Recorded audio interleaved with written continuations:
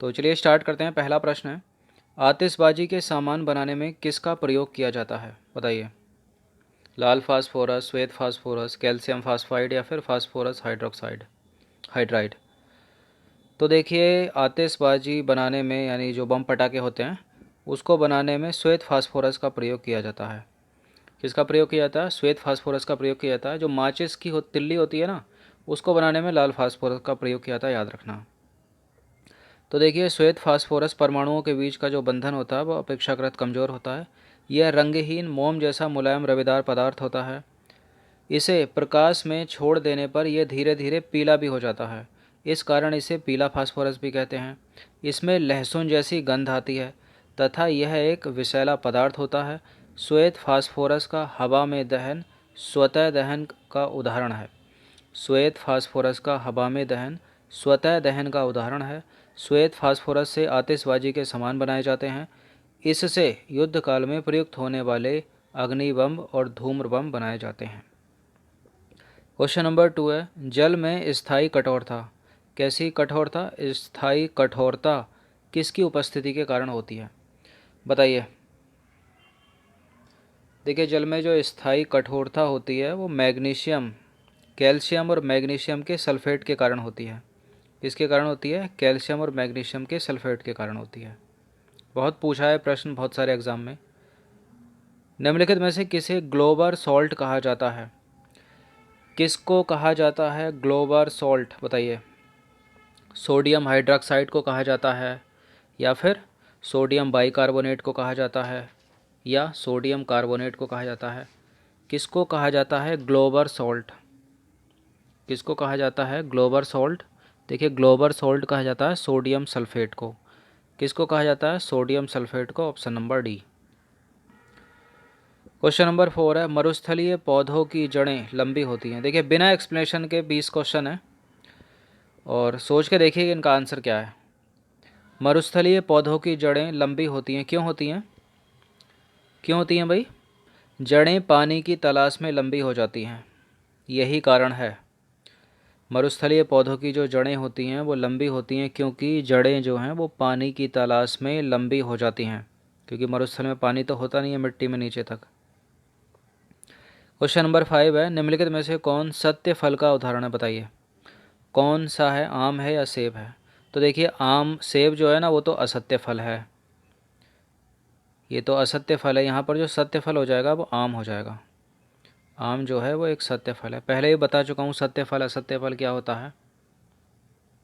Question number 6 है, प्राकृतिक या कृत्रिम प्रकाश स्रोतों द्वारा प्रकाशित किए जाने पर विभिन्न रंगों को दर्शाता साबुन का बुलबुला।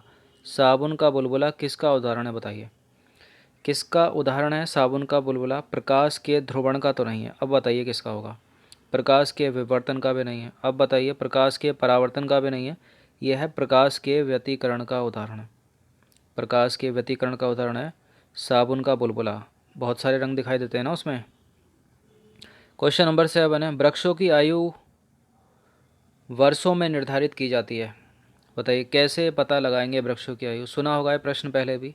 इसमें जो उपस्थित होते हैं ना वार्षिक वलय, जो छल्ले बनते हैं इसको, उन्हीं छल्लों को गिनकर वार्षिक वलों की संख्या के आधार पर वृक्ष की आयु का पता लगाया जा सकता है।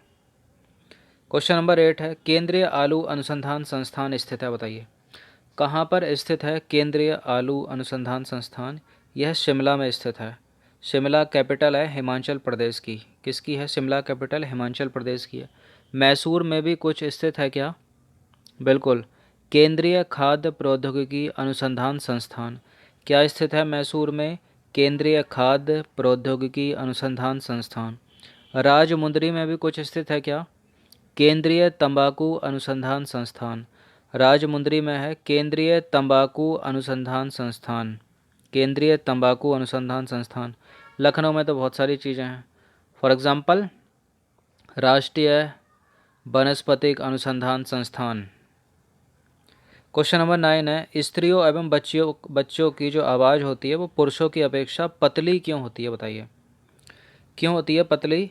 देखिए, स्त्री और पुरुषों की जो आवाज़ होती है उसका जो पिच होता है ना, पिच जो तारत्व होता है वो कम होता है। उसका जो पिच होता है, सॉरी कम नहीं होता है, उसका जो पिच होता है, जो तारत्व होता है वो अधिक होता है। अगर आप गूगल प्ले स्टोर पे जाओगे, वॉइस चेंजर करने के लिए बहुत सारे उसमें सॉफ्टवेयर हैं, तो उसमें पिच मोटा पतला करने का है। तो खुद को जैसे उसको रिकॉर्ड करोगे ना अपने वॉइस को, तो उसका अगर आप तारत्व जो पिच को कम मतलब कम कर दोगे, तो उसमें आवाज़ देखना भारी हो जाएगी। अगर उसके पिच को बढ़ा दोगे या तारत्व उसका बढ़ा दोगे तो आवाज़ आपकी पतली हो जाएगी, और बहुत बढ़ा दोगे तो पतली हो जाएगी, बिल्कुल जैसे कोई रोबोट बोल रहा हो, कार्टून। तो तारत्व के अधिक होने के कारण, और इसमें एक चीज़ और होती है, अगर आवृत्ति भी दे रखी है ऑप्शन में, तो आवृत्ति के अधिक होने के कारण, तो तारत्व और आवृत्ति दोनों अधिक होता है, इसलिए जो बच्चे और स्त्रियां होती हैं उनकी जो आवाज़ होती है वो पुरुषों से अधिक होती है। देखिए आवृत्ति भी अधिक होती है, उनकी फ्रिक्वेंसी भी अधिक होती है, तो बी और सी दोनों हो जाएगा इसका आंसर। 10वां प्रश्न है, निम्नलिखित ताप मापियों में से किस में अत्यधिक ताप का मापन किया जा सकता है? इनमें से कौन सी तापमापी से अत्यधिक ताप का मापन किया जा सकता है? पूर्ण विकिरण उच्च तापमापी से। किससे? पूर्ण विकिरण उच्च तापमापी से अत्यधिक तापमान या ताप का मापन किया जा सकता है। क्वेश्चन नंबर 11 है, इनमें से प्रकाश की चाल सबसे अधिक किस में होगी, बताइए। प्रकाश की चाल सबसे अधिक होती है उसी में जिसमें नहीं चल सकती ध्वनि, मतलब वैक्यूम में, निर्वात में। सबसे अधिक यहाँ पर जो होगी वो निर्वात में होगी। अगर निर्वात की बात पूछा जाए तो जल में होगी दूसरे नंबर पर। पहले नंबर पर निर्वात में होगी और सेकंड पे यहाँ पर जल में होगी। क्वेश्चन नंबर 12 है, तेल दीप की बत्ती में तेल किस कारण ऊपर चढ़ता है?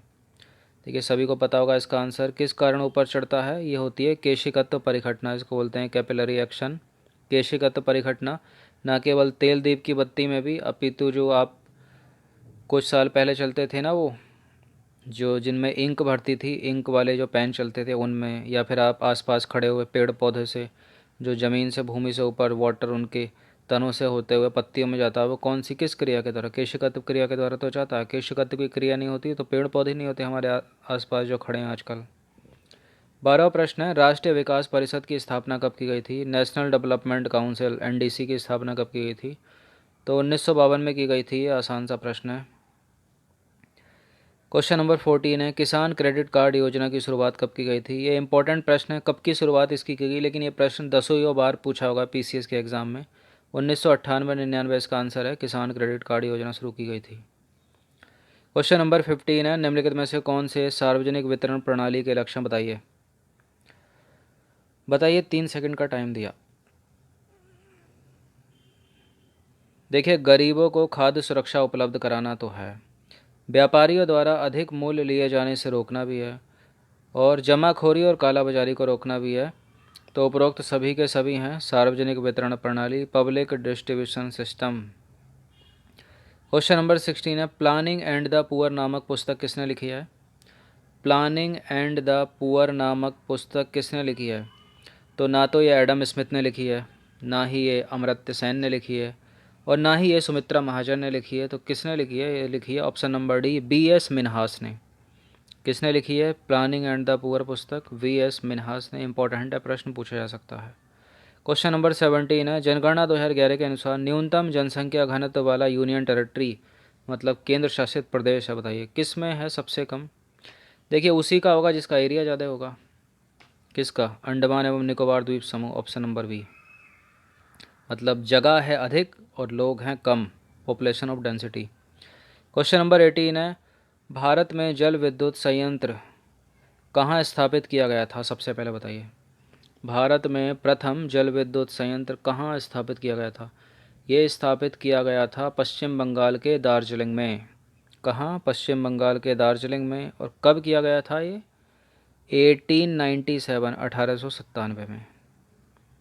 क्वेश्चन नंबर 19 है, निम्नलिखित में से किस झील को उस राज्य की जीवन रेखा कहा जाता है जहाँ पर वह स्थित है? तो कौन सी झील है? ये देखिए लोकटक झील को कहाँ पर है? मणिपुर में है। तो लोकटक झील को मणिपुर की जीवन रेखा कहा जाता है। बाकी पेरियार जो है वो केरल में है, और डल कहाँ पर है? जम्मू कश्मीर में है। और वेम्बनाड कहाँ पर है? ये भी केरल में है। क्वेश्चन नंबर 20 है, किसी भी सतह से विकिरण की गई ऊर्जा के परावर्तित भाग को क्या कहोगे? क्या कहोगे किसी भी सतह से विकिरण की गई ऊर्जा के परावर्तित भाग को? इसको कहा जाता है एल्बिडो, याद रखिएगा। एल्बिडो होता क्या? एक तरह से परावर्तन द्वारा, परावर्तन की मात्रा को बोलते हैं एल्बिडो। मतलब उदाहरण के तौर पर मान लीजिए आप धूप में लाल रंग की टोपी पहनकर जा रहे हो और सफ़ेद कलर की टोपी पहनकर जा रहे हो, तो आपकी जो सफ़ेद वाली टोपी होगी उसका एल्बिडो अधिक होगा। क्यों? क्योंकि वो जो सूर्य के ऊपर से प्रकाश आ रहा है ना, तो उसको ज़्यादा परावर्तित करेगी आपकी वाइट वाली टोपी, और जो रेड कलर की टोपी है वो कम परावर्तित करेगी। तो रेड वाली का जो एल्बिडो हो गया वो कम हो गया, और जो वाइट वाली का जो एल्बिडो हो गया वो अधिक हो गया। इस तरह से दूसरा प्रश्न बनाकर बहुत बार पूछा है एग्जाम्पल कि इनमें से किसका एल्बिडो है। उदाहरण के तौर पर बादल उसमें दे देगा, या फिर वन दे देगा, या फिर रोड दे देगा डांबर वाली। तो उसमें सबसे ज़्यादा बादलों का वाइट कलर के होते हैं, तो वहीं बादल भी तो बहुत सारा परावर्तित करते हैं ना सूर्य के प्रकाश को। उसके बाद जो ग्लेशियर का भी एल्बिडो बहुत अच्छा होता है। देखिए, परत जितनी श्वेत होगी और चिकनी होगी उसका एल्बिडो होगा उतना अच्छा, और परत जितनी खुरदरी होगी और जैसे ब्लैक कलर या काले कलर जैसी होगी तो उसका एल्बिडो बहुत कम होगा, याद रखना।